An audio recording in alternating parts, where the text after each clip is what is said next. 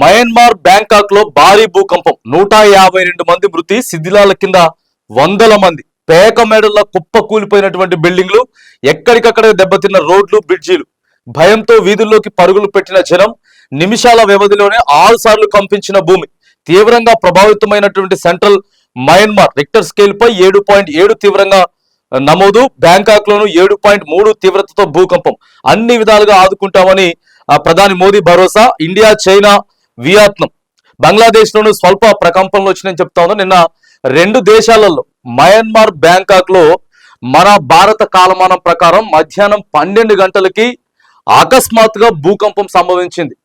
మామూలుగా కాదు, అసలు ప్రజలంతా కూడా భయభ్రాంతులకు గురైపోయి మొత్తం ఉరుకులు పరుకులు తీసిరు. ప్రకృతి నిన్న విలయతాండవం చేసింది. పెద్ద పెద్ద అంతస్తులు మొత్తం కూడా సోషల్ మీడియాలో చూసినాం. నిన్న మధ్యాహ్నం నుంచి కూడా సోషల్ మీడియాలో నడుస్తూ ఉన్నాయి. ఒకసారి ప్రకృతి మరి విపత్తు ఎట్లా ఉంటుందో అనేది మాత్రానికి 2 దేశాలతో పాటు పక్కనే ఉన్నటువంటి బంగ్లాదేశ్, ఆ తర్వాత మన భారత్లో కూడా ఒక 3-4 రాష్ట్రాలలో స్వల్పంగా భూమి అయితే నిన్న కూడా కంపించడం మరి మనం చూసినాం.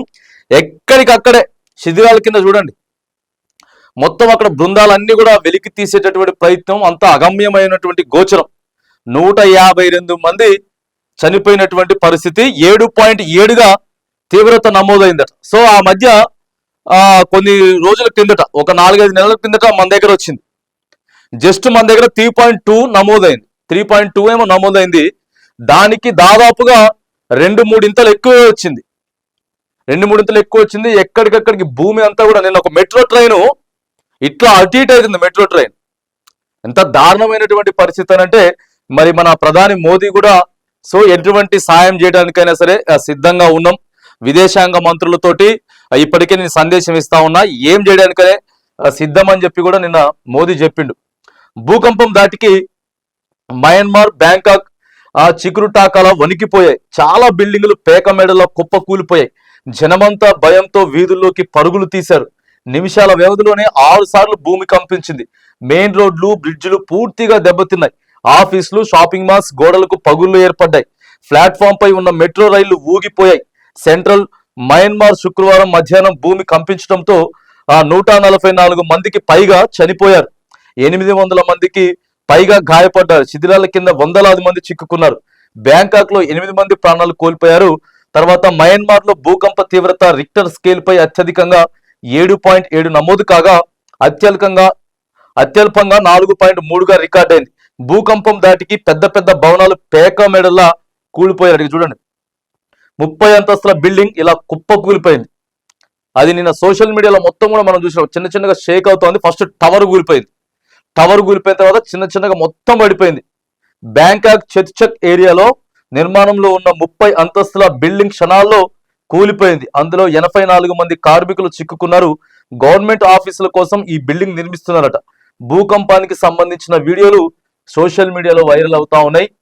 బ్యాంకాక్ లో కుప్పకూలిన భారీ బిల్డింగ్ వద్ద సహాయక చర్యలు చేపడుతున్నటువంటి సిబ్బంది ఈ భవనం శిథిలాల కింద అనేక మంది చిక్కుకున్నట్లు కూడా అనుమానిస్తా ఉన్నారు.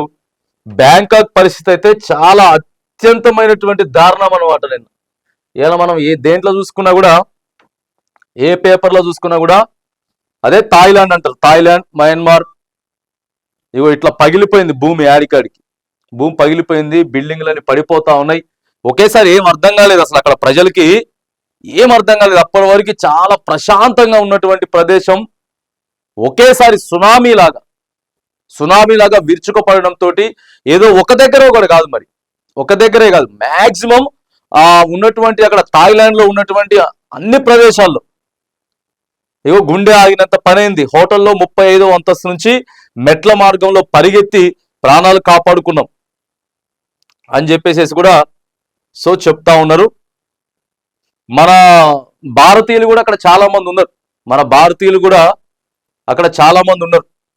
సో వాళ్ళంతా కూడా నిన్న సోషల్ మీడియా వేదికగా చెప్పేటటువంటి ప్రయత్నాలు అయితే చేస్తా ఉన్నారు. ఒక్కసారి ఇగో ఇక్కడ విలయతాండవం చేస్తే పరిస్థితి ఎట్లా ఉంటది, ప్రకృతి మరి కన్నెర చేస్తే పరిస్థితి ఎట్లా ఉంటది అనేది మాత్రానికి నిన్న బ్యాంకాక్, మయన్మార్ లో మాత్రానికి మనం క్లియర్ గా చూసినాం.